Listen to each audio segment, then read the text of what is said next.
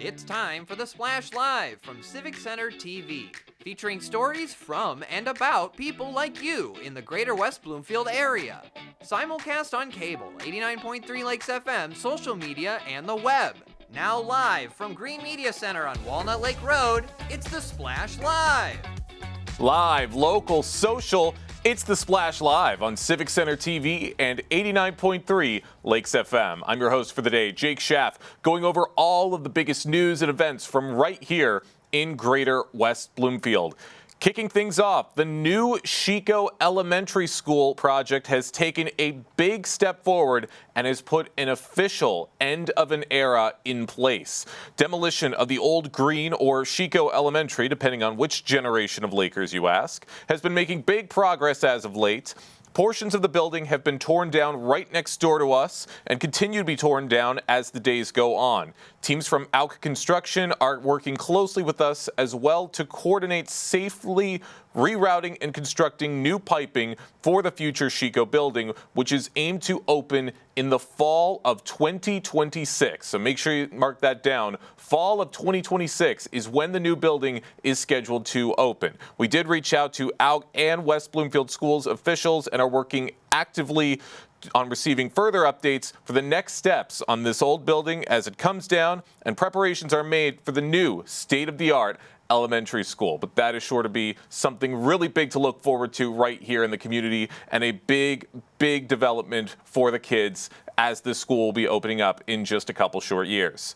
And younger people in our community are also taking on leadership roles, even those that put them face to face with some of the big decision makers of the community. I had the chance to speak with these student liaisons directly to learn more about what they do for the student body. Well, it was an opportunity that was presented to me through my school student government, and having done that since freshman year, it was something that intrigued me. I asked my advisor about the opportunity. She said that it would be something that maybe I should try out for, and once I interviewed for it and I looked into the position, it's something that I genuinely love, giving back kind of to the community and talking about what we get to do at West Bloomfield and presenting that information to the board is such a valuable role to me, and I'm really excited to be doing it. I've always been involved in many clubs, and I'm on the board of multiple clubs, so I thought it would be a great opportunity to get to tell the board about what the clubs are doing and really show what OEC does to keep the students involved. It's great because I get to talk to other people in the school and ask them, like, what have you guys been doing? They send me pictures, and it really just helps me get to know the other students and share the amazing things OEC does. How does it feel to be a big voice representing the student body? It's definitely a lot to handle. It's big shoes to fill, but I hope that I'm doing a good job, and I just really want to be able to shed light on all the different activities that are going on at West Bloomfield, because we got a lot of things that maybe aren't as talked about or that could be highlighted more, and I just really like to prioritize those things when I'm giving my presentation. What are some of the biggest qualities you've taken away from your role? I think the biggest thing is communication, which I think that's kind of cliche, but I think communication is integral to any type of situation, especially in work, and having those communication skills, especially between the different advisors of clubs and the students that are in those clubs, and then all the way to the administration and getting that information along has been a really valuable skill for me. Do you think this is going to set you up really nicely for when you eventually make the jump to college? Yes, I think especially at OEC, where we are taking college classes at the same time as high school classes, not only are we able to kind of tell like what the college workload is, but we're set up to manage our time and become more responsible, which a lot of people struggle with right when they enter college, but at OEC we kind of have a step to prepare us for that. What would you have to say to people who might be interested in trying out this position for themselves? Absolutely go for it. It might sound boring at first. It did when I first looked into it, but genuinely it is one of the most fun, amazing things to be able to collaborate with so many people in the community and to have this experience every month at the board. It's such a great professional opportunity as well as a learning opportunity for anyone who's interested. It's amazing to hear about the work that these liaisons do to further their education and to help the education of the entire student body. And by serving as a powerful voice now, that's going to mean great things as they head off into the future. All right, great things to hear from the student liaisons, and I want to thank them so much again for their time in telling me all about their great position with West Bloomfield Schools. A young leader is shining in classroom and community. A big congratulations to West Bloomfield Middle Schooler Hadley Reese, an 8th grader who was the recipient of the Superintendent's Excellent Award for December. Nominated by Miss Hannah Kim, Hadley exemplifies academic excellence, leadership, and community involvement. A dedicated scholar, Hadley is set to join the National Junior Honor Society, which is a huge testament to all of her hard work. As a 2-year member of the LINK program, she supports her peers, even attending after-school rehearsals and weekend shows to ensure that they feel included. Outside of school, Hadley has been a figure skater since the age of 4, competing in synchronized skating and mentoring younger skaters as a coaching assistant. Her positive energy and willingness to help make her a shining star right here in the West Bloomfield Middle School community. Congratulations, Hadley, on this very well-deserved honor. And we have some other big congratulations for Liz Costello, December's Laker of the Month. Liz Costello is a 2nd grade teacher and mentor program coordinator at Gretchko Elementary. She was nominated by Jen Teal, the principal, for her outstanding dedication and contributions to the West Bloomfield School District. During her time at Gretchko, Liz spearheaded a new teacher pantry to help educators set up classrooms, leads the Buddy Classroom Committee to foster multi-age relationships, and serves on the district-wide Teacher Retention Committee. Liz embodies West Bloomfield School's values through her timeless efforts to ensure every student and colleague feels supported, valued, and challenged. Her innovative spirit and commitment make her a true asset to the West Bloomfield School District team. So another big congratulations to Liz Costello for all of her hard work. A lot of big stars right here in West Bloomfield. Celebrate the winter solstice with a glowing evening hosted by West Bloomfield Parks, which is going to be taking place tonight, Thursday, December 19th, starting at 5 p.m. at the Recreation Activity Center. This is going to be a self-guided half-mile lantern-lit trail hike, which offers family-friendly activities, including glowing crafts, marshmallow roasting, telescope viewing with the Oakland Astronomy Club, and a custom glowing ice carving. Be sure to be there and make sure all participants must be at least 3 years old in order to participate. But this is going to be a very magical night presented by Provision Living. If you want to check out a little more information about this event, you can check it out on their Facebook page at WB Parks, or you can check out their website, wbparks.org, to learn a little bit more. The Friendship Circle opened up the Meir Center to help women connect and build community bonds right here in West Bloomfield. I had the chance to speak with some of the guests of this event to hear their thoughts on what this means to them. It's wonderful. I think that organizations that have, female groups, women's studies, I think that it's very rewarding, and it's kind of a small community within our big community, and it's great to learn. I'm always looking for different activities for women. I'm a working woman, and so I always want to connect with other people.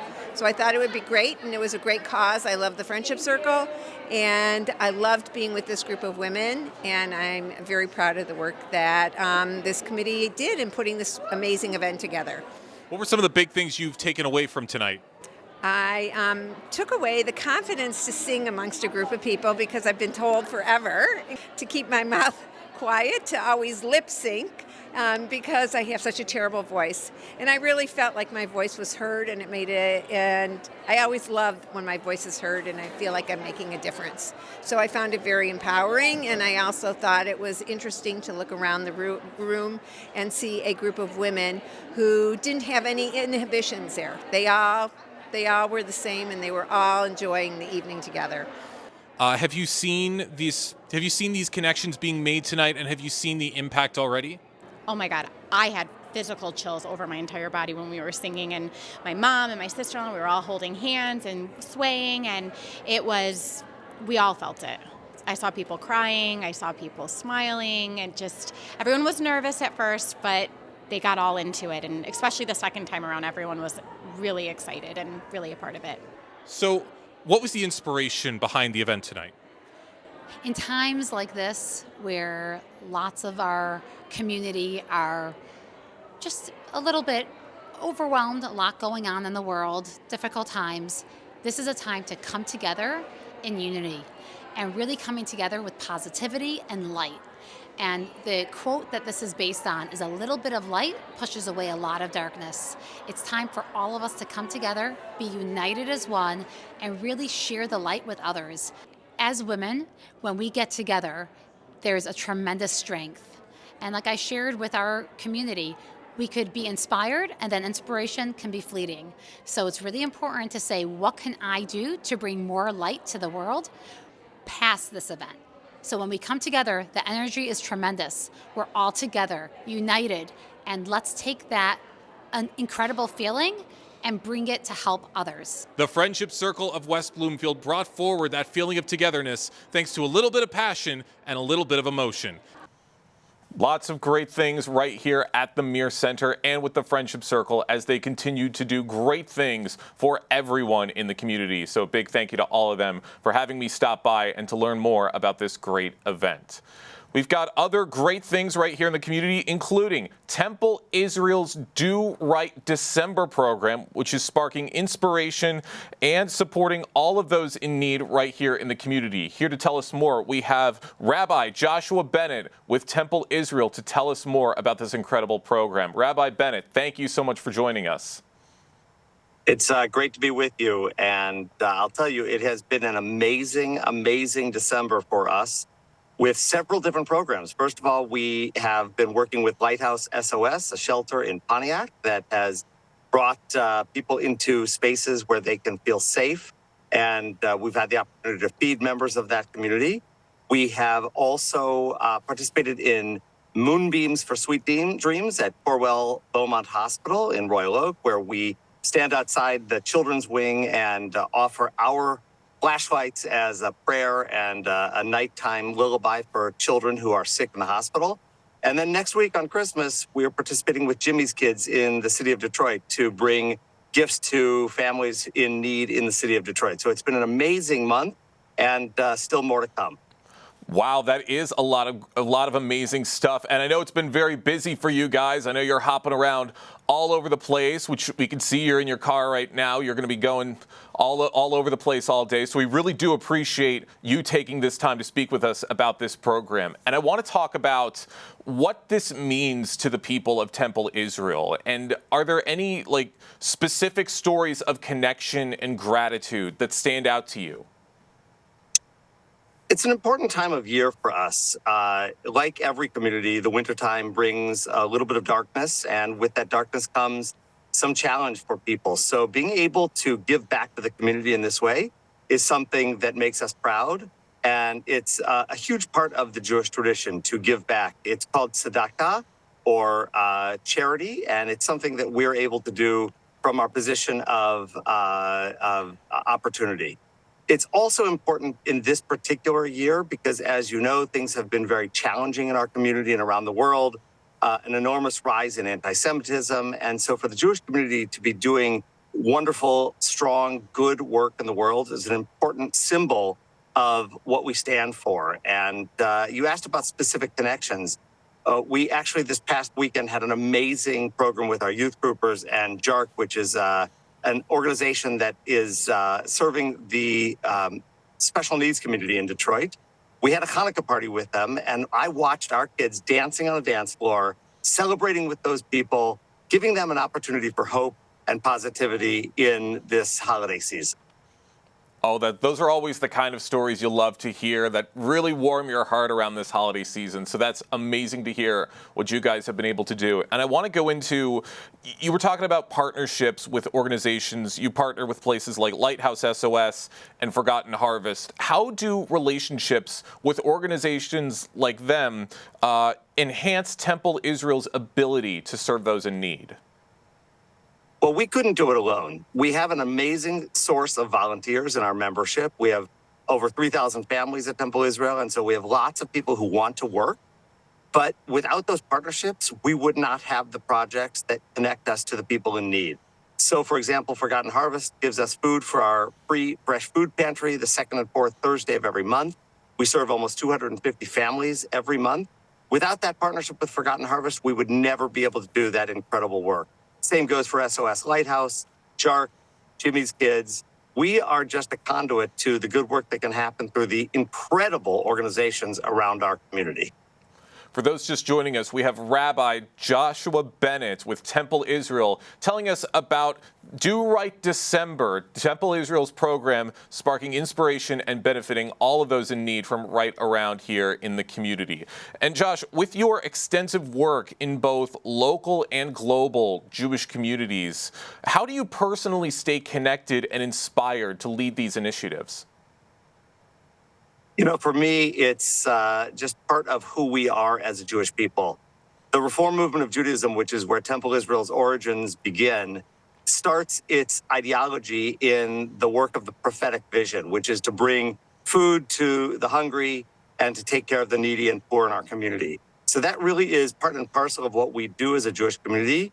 It is who we are. So for me as a rabbi, to be able to foster those relationships, be able to give back to the world, that is just a symbol of everything I stand for. And we at Temple Israel will continue to do this work here in West Bloomfield and beyond, now and in the future. Well, we thank Temple Israel for all of the work that they do. And you've got some great other events that are going to be taking place with this friendly night during Do Right December, including things like the Sensory Friendly Night. What has the response been for including events like that from families? So we have opportunities to serve people in all areas of our communities. So we've begun a program for special needs families. We offer sensory yoga. We offer a sensory evening for them to celebrate in a way that's appropriate for them. We try to reach out to every different facet of our community to make sure that their needs are served now and throughout the year. All right, love to hear it. And what advice would you give to other community leaders right here in Greater West Bloomfield who want to make a lasting impact through social action? I think it's very easy. You simply have to make the decision to do something. The only thing that is unacceptable is to sit at home and not give back to the community. So no matter what you do, if you're a faith leader or if you're a community leader, just make the choice to look out there, see what's happening, and be a part of it. There are so many opportunities in faith organizations and in communal organizations. It only takes your own personal desire to make something real. That's absolutely right. It's your desire to help make these great things happen. Josh, I won't take up too much more of your time. I know you got a busy day. I got one more question for you. As you reflect on your years of service, what are you most proud of, and what is your vision for the future of Temple Israel's community outreach programs? You saved the hardest question for last. Of course, as a rabbi, I'm proud of everything that we do as a congregation.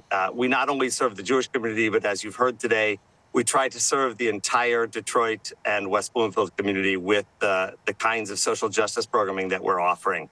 I'm really proud of what we've done in the past, and I really believe that Temple Israel is prepared and set up for the next generation to learn the same lessons and to bring those same kinds of programs to everybody who's in need, not only at this time of year, but throughout the calendar.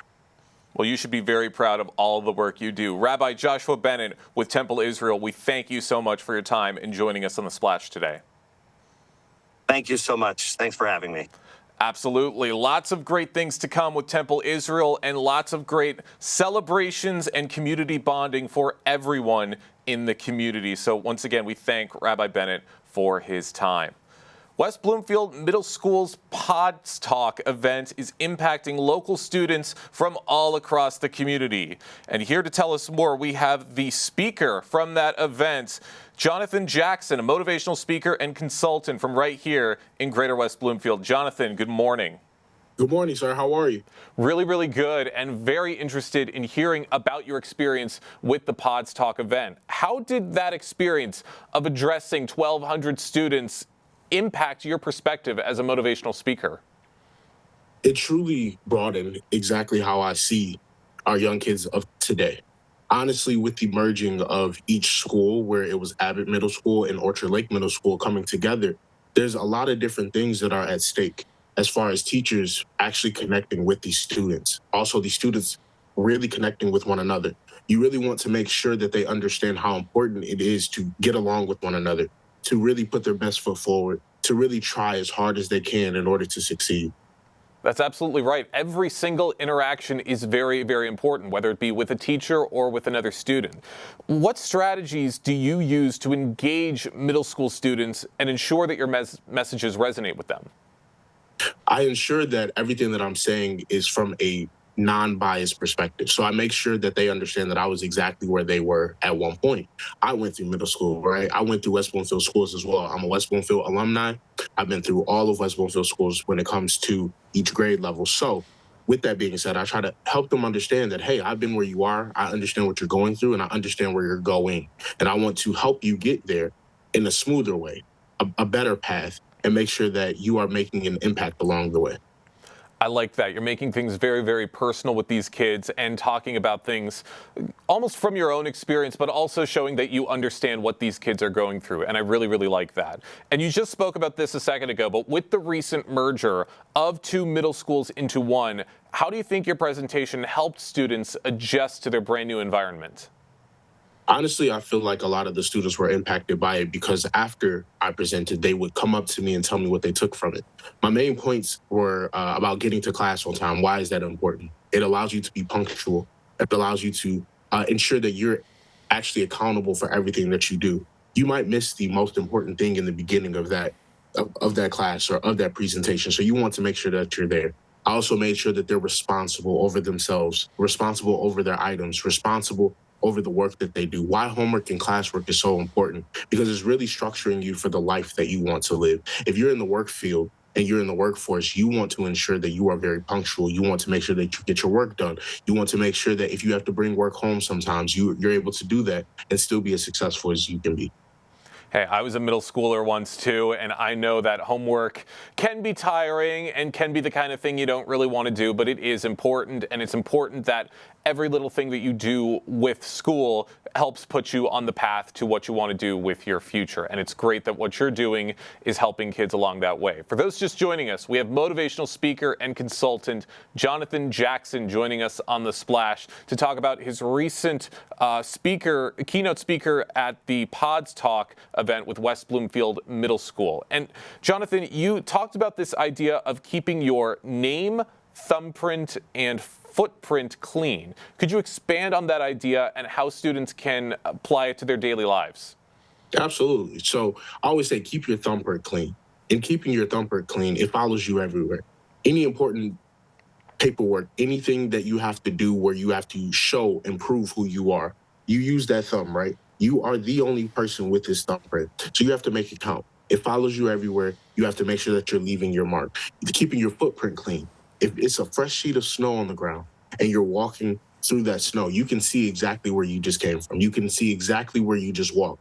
Are you proud of that when you turn around? Are you proud of that when you look down at those footsteps? Are they clean or are they dirty? Are you walking through mud or are you walking through fresh snow? And then when it comes to your name clean, your first name ties to who you are. Your last name ties to the people around you and your family. So if you're on the news for something, or if you're being awarded for something, or if your name is out there, is it clean? Do people look at it as a good thing? Or are they looking at it as, oh, I'm embarrassed to even see that name? So you want to ensure that everywhere you go, these are the things that follow you. These are the things that are attached to you, and you want to ensure that they are as strong and as positive as they can be. Wow, very powerful words. I'm feeling motivated right now just from this conversation. I love it. What role do you believe motivational speaking plays in shaping a supportive school culture, especially during very important transitional phases like middle school? Geez, everything and everyone goes through something, right? Everyone goes through something. No one is exempt. So because of that, you want to ensure that you're putting the right words and the right feelings and the right motivation in the right minds. These are the new kids of today. This is our future generation. Those middle schoolers are walking through those hallways and they have no idea what's coming forward, right? But you and I being in the position that we're in, we actually know a little bit, about what we've already been through and then some of the stuff about where we're going. So motivating the right students, it leads this positive role model feeling that goes around and goes about the school. And once you see the leader, you can be the leader. And once you are the leader, then you can impact other people to want to be the leader. I can imagine it's a very fulfilling experience, and it's great to hear about what you're able to do for these kids. But I can also imagine that it's not easy, and sometimes there are challenges that you might face when addressing younger audiences. And I want to know how you overcome some of those challenges. Honestly, by putting myself in their shoes. The main reason why I do what I do is because I don't want people to feel like I used to. So a lot of what the students are going through now, or what they've already been through, whether it's attached to trauma, hurt, pain, misunderstanding, feeling misunderstood, not able to communicate how you truly want to, I try my best to be there with them in that moment and meet them where they are, instead of expecting them to meet me where I am. A lot of times it's hard for me to not bring it home, because I am so empathetic to what they're going through. But at the same time, I'm able to split apart what is reality, what they're feeling, and then where we can go from there, right? Every setback is a setup for your comeback. So I want to ensure that they know that anything that they go through is just a minor setback for their major comeback. That's absolutely right, and that's very important for kids to remember. Jonathan, I got one more question for you before we let you go. How do you envision your role in the greater West Bloomfield community grow beyond events like Pod Talk? Honestly, I would love to continue to bring my already set programs to West Bloomfield. I'm already in West Bloomfield actively, but to all school districts, trying to ensure that they understand who you are, what makes a person, right? It's okay not to be okay. Allow them to incorporate certain activities that I have, certain seminars that I have, assembly setups, right? So that everyone can be impacted one by one. As long as you're trying to be 1% better every single day, then the world can really be a better place. So I want to continue to push my programs and push my narratives and push my feelings and push my programs and everything that I truly, truly, truly believe in, to reach as many people as possible. I love what you just said right there. Try to be 1% better every single day. That's certainly something I'm going to take with me, and I hope everyone takes with me as they see this. Jonathan, I want to thank you so much for your time in joining us today. Thank you so much for having me. Just from a few minutes with Jonathan Jackson, you're already feeling so motivated and so ready to tackle anything that comes your way throughout the day. So I want to thank him once again for his time in telling me about his great opportunity with West Bloomfield Middle School. Lots of other great stories and events from right here in Greater West Bloomfield right after this short break. Live, local, social, it's The Splash Live on Civic Center TV and 89.3 Lakes FM. We'll be right back with The Splash Live.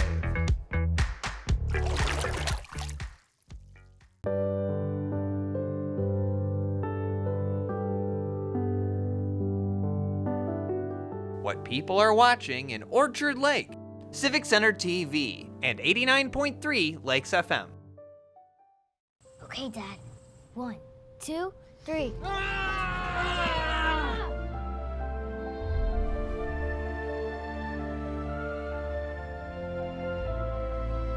You saved me. Dad? Are you okay? I'm fine, dear. Your hero needs you now, and AARP is here to help. Find the care guides you need at aarp.org/caregiver. Hi, I'm Lauren Azuri, the Park Naturalist Supervisor for West Bloomfield Parks. Congratulations to you, Civic Center TV, for hitting 1 million views on YouTube. We really appreciate your partnership in spreading nature education in a creative way in our community. I'm Lauren Azuri, proud to be 1 in a million. Want to enjoy Civic Center TV on your social media? Find us on Instagram at Civic Center TV. Get notified when we upload one of our interviews, full episodes, and more. Thank you for watching and listening to Civic Center TV and 89.3 Lakes FM. And now, back to The Splash, live. Live, local, social, it's The Splash Live on Civic Center TV and 89.3 Lakes FM. I'm your host, Jake Schaff, going over all of the biggest news and events from right here in Greater West Bloomfield. with the holidays coming up, it's going to be that perfect time when you see the snow falling outside. You're going to want to get inside, cozy up with a great book. And if you're in the mood to be getting some books, the West Bloomfield Township Public Library wants to remind everyone to stock up on books, movies, and other materials right before the holidays. Both the Main and West Acres branches will be closed on Christmas Eve and Christmas Day, the 24th and the 25th. The same goes for New Year's Eve and New Year's Day as well. Regular hours are in place leading up to those dates, so make sure you plan your visit accordingly. Don't miss your chance to enjoy some great reading this holiday season. And for more details, you can check out their website, wblib.org, or check out their Facebook at West Bloomfield LIB to see more information and to stay up to date with the hours and any information with the West Bloomfield Library. And also, the winter reading program is in full effect with the library. Avoid the winter blues by cozying up with a good book by enrolling in the winter reading program to earn incentives for time spent reading. And here to tell us more, we have the marketing and communication specialist with the West Bloomfield Township Public Library, Victoria Edwards, joining us right now on The Splash. Victoria, good morning. Good morning. Thanks for having me. Absolutely. Glad to have you with us and glad to hear about this winter reading program. Like I said, everyone's going to be inside cozying up with a great book, and they're going to be looking for books. What can you tell us about this reading program? Yeah, so our winter reading program, this is our, I want to say third year, maybe fourth year running it, but we've only had it open to adults and teens to participate over the last few years. The idea originally was to encourage kids to read for pleasure over winter break. There's a lot of studies that show that kids who read for fun and who choose their own books develop stronger vocabulary, spelling, and math skills than those who rarely read outside of school. So we want to try to encourage kids to read for pleasure and build those lifelong reading habits. And we have a lot of adults who've told us that they really like participating in this program too, because winter can be just kind of a hard time of year. I think for a lot of us, it's difficult to get out as much. It's really nice to cozy up with a book, kind of escape to somewhere else. And it can be a nice opportunity as well to continue to build those lifelong learning habits. So this is an all ages program that runs now through February 21st. And we have, just like with our summer reading program, you can sign up for winter reading program through the Beanstack app or through the website, westbloomlib.beanstack.org. We also have this linked on our library's website, westbloomlib.org, wblib.org. Now I'm getting them confused. And we have incentives for you to pursue reading over the course of this program. So for Read to Me audiences, those are kids who might not be able to read on their own yet. We have rewards available at 1, 3, and 5 hours read. They can come into the library and pick out a book to keep. For youth and teens, we have rewards available for every, we've got 5, 15, and 25 hours. They can pick out a book from the library as well. And then for adults, we have a reward. Adults have to work a little harder. At 25 hours read, they can come into the library and pick out, we get a Friend Shop gift certificate for completing that program. And of course, the Friend Shop sells a wide variety of books as well. And then everybody who registers for the program, sometimes I think registering is almost the hardest step because you have to take that first step to committing to something. So we have registration rewards available as well for all ages. For those Read to Me audiences, we have your choice between a snowman plushie or a little penguin plushie. And I'm partial to the penguin this year. That's our new one for this year, but they're both popular. And then for youth, teens, and adults, everybody can get this special winter reading beanie that we made for this year. So it says right on it, West Bloomfield Library, and it's got our logo and some snowflake designs. And it's actually quite a high quality beanie. I like it. So. Wow, lots of great benefits with this program, lots of great incentives for everyone to join. And you hit the nail on the head just a little bit ago when you were saying how it's a great escape for everyone. Because with the snow coming outside, you're going to want that escape, even if the holidays start to get a little stressful, which they inevitably always do. But yes. I want to talk about why programs like this are so important for the West Bloomfield Library. Yeah, so I mean, obviously a lot of people associate the library with books, and we very much want to make sure that people are continuing to read, that we're continuing to build those habits in our community. We know that we have a community of readers here. We have people who check out a lot of materials from the library each year when you compare us to other libraries in our area. And we want to make sure that we're continuing in that legacy. And for a myriad of reasons, reading for reading's sake, but also reading to build some of those other skills, to build our knowledge, to build our education. And to keep our brains active. And we count every type of reading here. So we know some people, the reading physical books can be a little bit more difficult. So if you're reading audiobooks on your commute each day, or if your kid likes those playaways that we just added to our collection, that counts as reading hours too.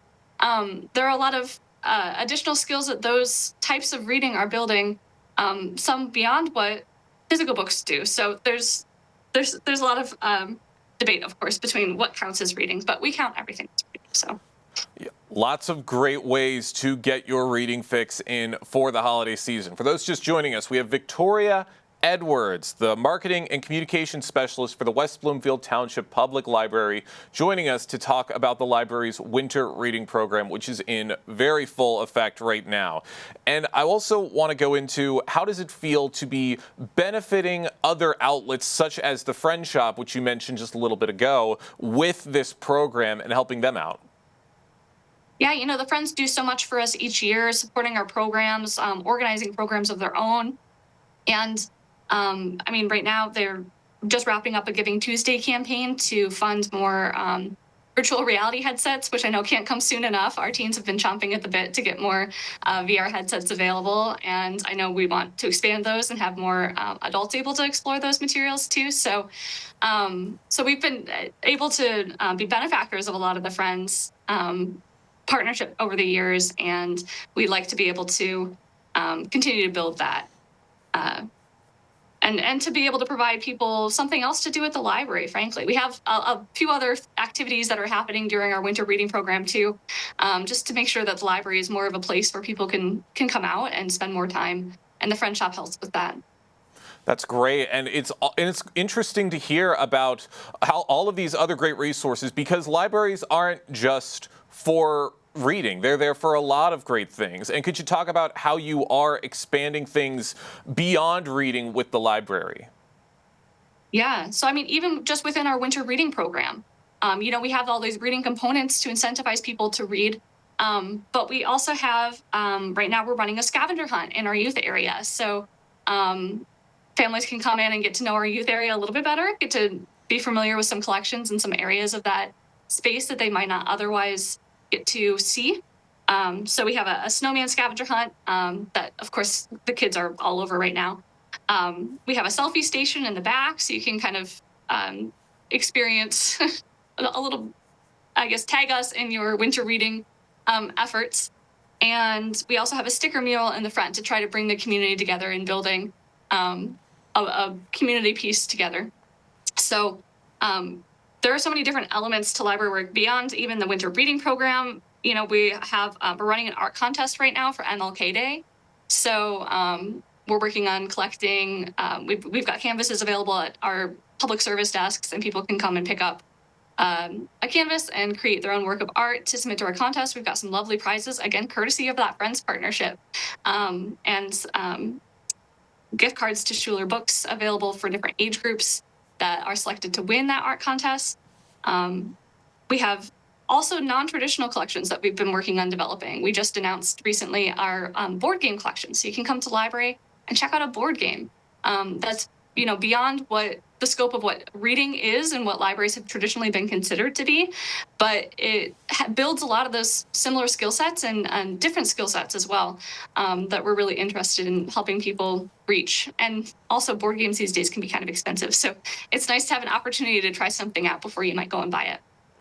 Lots of great things. Victoria, I got one more quick question for you before we let you go. And I think you talked about this a little bit in what you just said, but how is the library working to continue to help promote and highlight community engagement throughout the next year, 2025?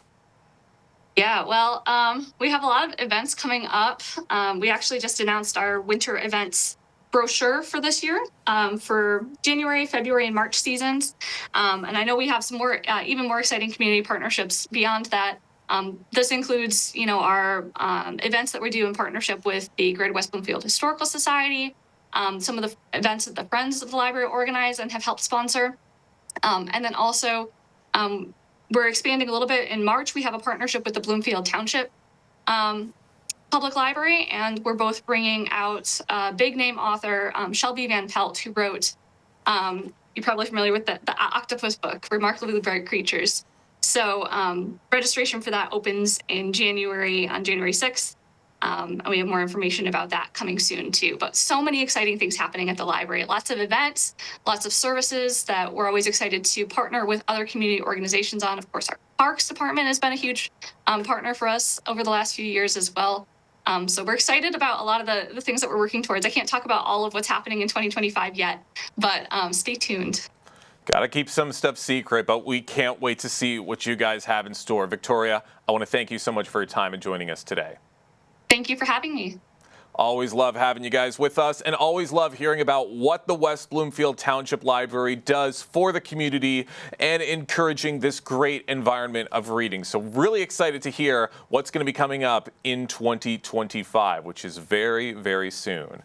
Protecting yourself on the roads this winter. With the holidays coming up very, very soon, there's going to be a lot more holiday travel, but with the snow, that also means the roads are going to be a lot more dangerous than what we've been used to the last few months. So here with some tips on how to stay safe on the roads this winter. We have the Senior Communications Manager for the Road Commission of Oakland County, Craig Bryson, joining us on The Splash. Craig, good morning. Good morning. Glad to have you with us, as always, and really interested to get into this conversation because we have started to see the snow starting to fall. And what should people start to be looking out for now that this is becoming a factor once again? Well, first and foremost, I would monitor your weather forecast so you know what's happening, what's likely to happen, when it's going to happen. And then if and when the snow comes, by all means, slow down. Don't drive as fast as you normally would. Even when we're out salting, plowing, there's the potential for slippery, icy conditions and even whiteout conditions, as we saw over the Thanksgiving holiday. So please slow down for your own safety and for the safety of those on the road around you. That's absolutely right. I mean, weather can be chaotic anywhere in the United States, and Michigan is certainly no exception, especially when it comes to snow. So what are some of the biggest dangers that might be present as these big snowstorms start to become more common?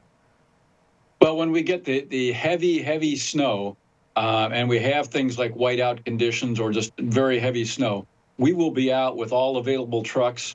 But frankly, if we had twice as many trucks as we have, we wouldn't be able to have every inch of road cleared, plowed, salted at every moment. So despite, the best efforts and intentions of the Road Commission, there are going to be situations where the roads are not ideal.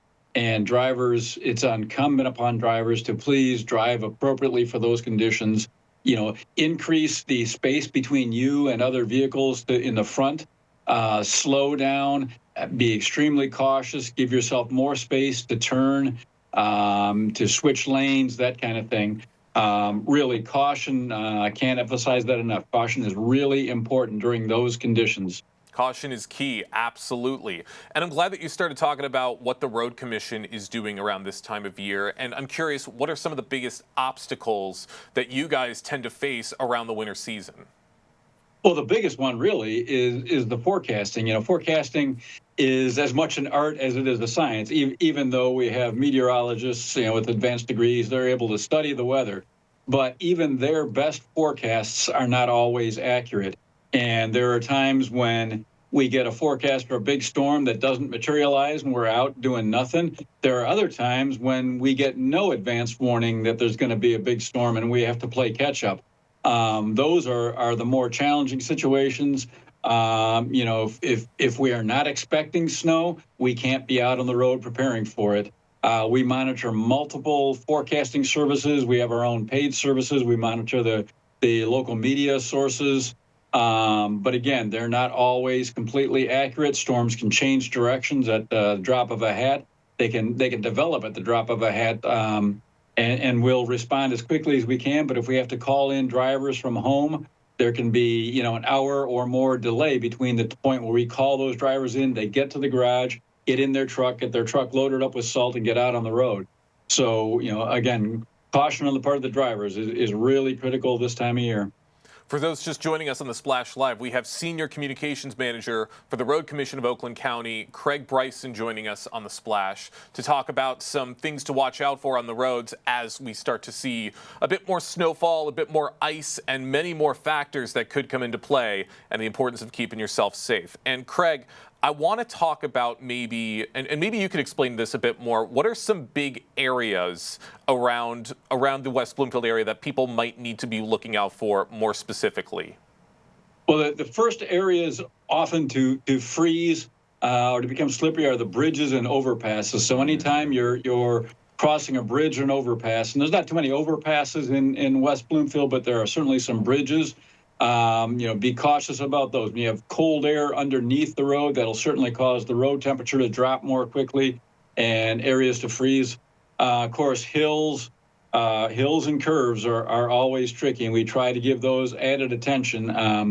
But again, things can materialize quickly. So use extreme caution if you're coming down a hill in potentially icy conditions. If there's a stop at the bottom of the hill, that can be a very difficult situation. So, again, slowing down as much as possible is critical in those situations.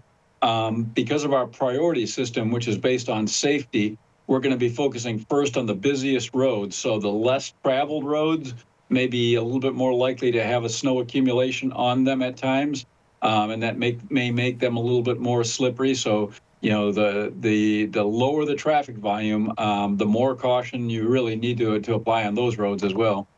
Okay, definitely a lot of great things to watch out for as these things start to become more of a factor.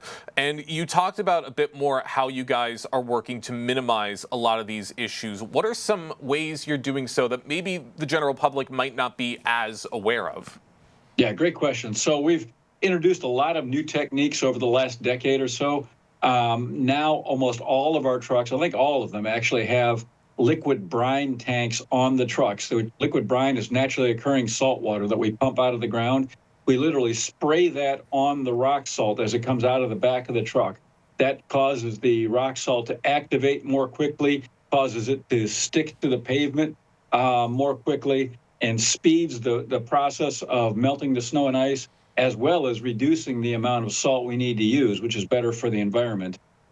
We've also added wing plows to our trucks. Those are the plows that swing out from the side, allowing us to plow a lane and a half at one time. Our newest trucks now have wings on both sides, so we could actually theoretically plow almost 2 full lanes at once. They are also great for plowing the shoulder as well as a through lane at once. We're also doing what's called pre-treating, where we spray the liquid brine on a dry road before the snow has started, and that creates a layer of brine on the road. So when the snow and ice does begin to fall, it mixes with that brine, and that delays the formation of ice, kind of buys us some time in that process. Wow. Now, we'll only do that when there's not rain prior to the snow event, because the rain would just wash it off the road. But it's a great way to delay the formation of ice on the roads. Wow, that's all very, very fascinating. Definitely some factors that I wasn't aware of, and that's really interesting to hear what you guys are doing or what you will be doing this winter season to help protect those roads. And Craig, I also want to ask, are there any factors or incidents that come to mind that serve as a big warning to the community for really what to watch out for during the winter season? Yeah, unfortunately, every year we have a motorist or two or a couple that will run into the back of our truck. We really, really want to caution people to back off. State law now requires that you follow a truck no closer than 200 feet. That's about 16 parking spaces behind the truck.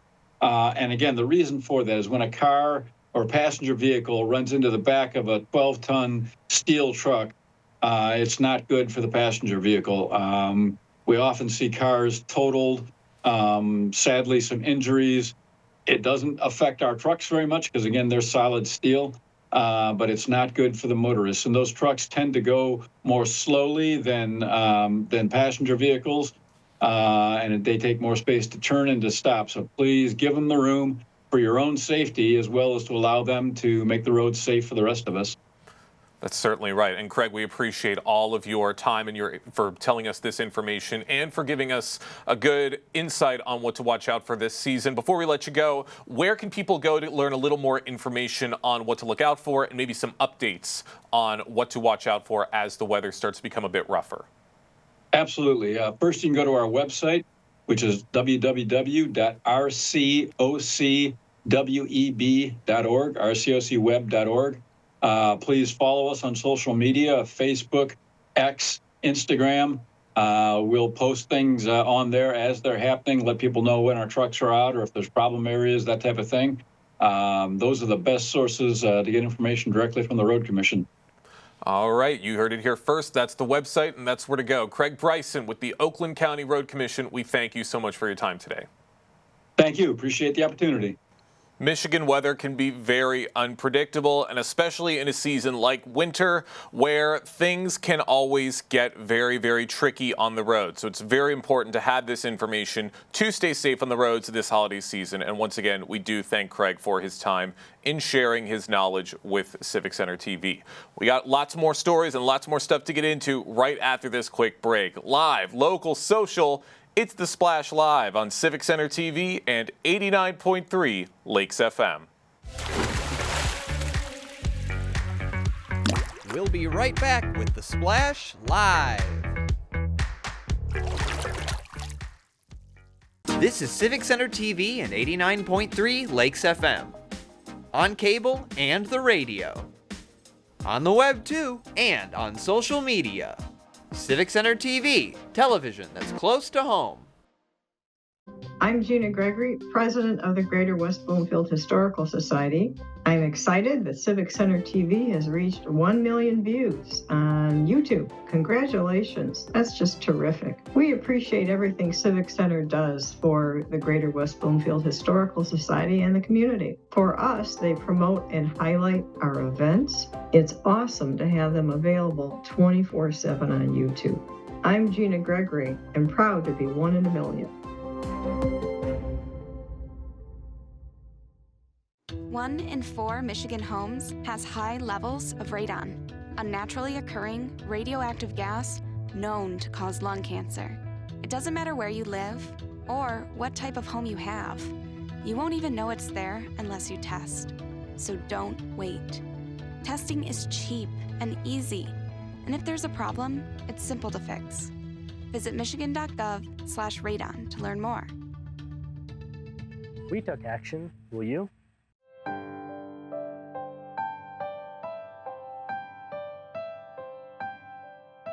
What people are watching in Kego Harbor. Civic Center TV and 89.3 Lakes FM.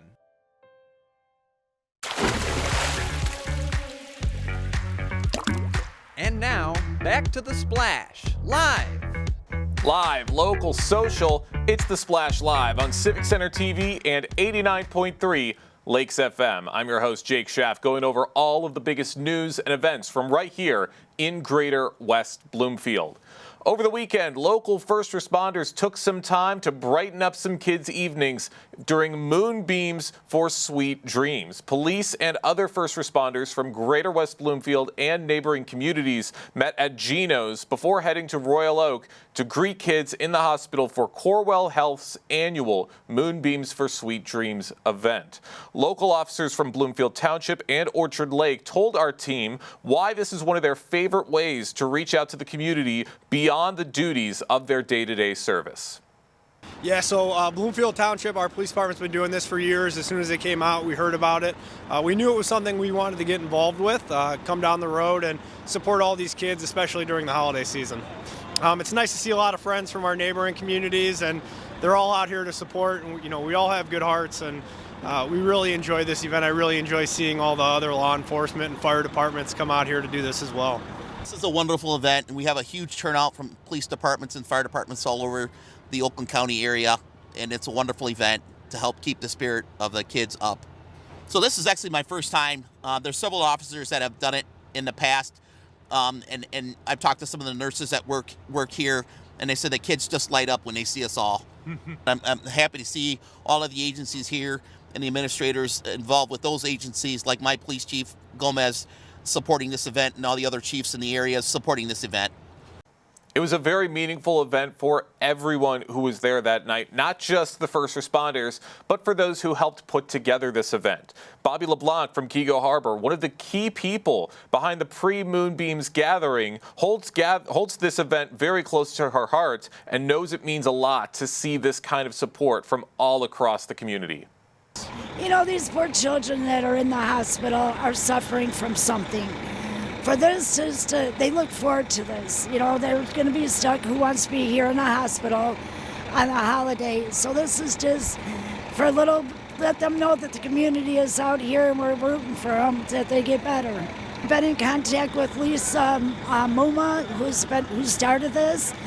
She's told me that the kids just get so excited and so overwhelmed, they can't wait. That's why we decorated some of the tow trucks and made sure we had the Grinch and Santa on them. It was such a beautiful thing to see all of these cars decked out in their holiday gear to bring a little bit of joy to these kids in the hospital. And so many people from all across the community, from West Bloomfield and beyond, came out to the hospital and were there in crowds to also show their support, shining their lights up to the kids. Leslie Jacobs, one of the volunteers, told us that this serves as a great lesson for kids in the community to learn about first responders and to support kids just like them in the community. It's basically what we teach them about being kind to others and giving goodness back. And so this is just one example of what we do throughout the year to give back to our community. How does this make you guys feel about the first responders, that they come out and do this for the kids? We definitely acknowledge them. We appreciate all that they do, and it's nice to see the good work that they do. First responders are extremely important to the community.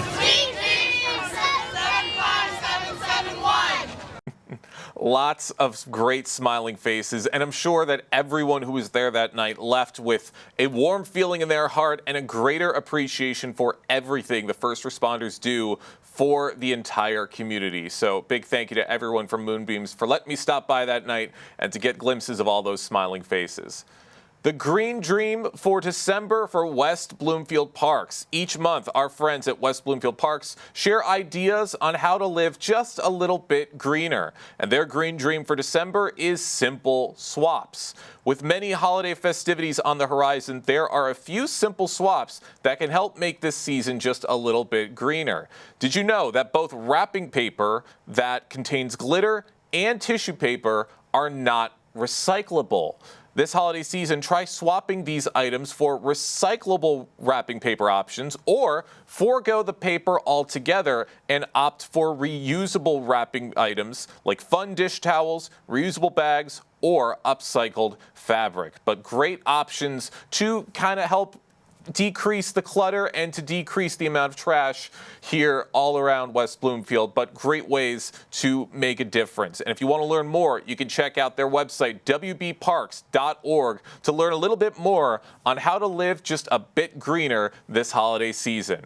And the holidays, of course, are underway right here in the Tri-Cities. Following kickoff events in Keego Harbor and Sylvan Lake recently, the lights came on for the season at the Winter Wonderland Park. Games, food, a beautiful trail, and a beautiful night with the friendly people of Keego Harbor. The lights are on at dark every night at Rose Sorter Park, and more winter fun can be seen on Facebook at KH Parks. And in Sylvan Lake, of course, a joint celebration of Christmas and Hanukkah at the community center, with a menorah lighting and a packed house full of friendly people to kick off the holiday season in the prettiest little city in Michigan. You can see all that footage right here if you are watching on screen on Civic Center TV to see all of the great festivities from all across the prettiest little city in Michigan and beyond. So big thank you to them for having us stop by and to get that footage. But that is going to do it for us today here on Civic Center TV and here with the Splash Live.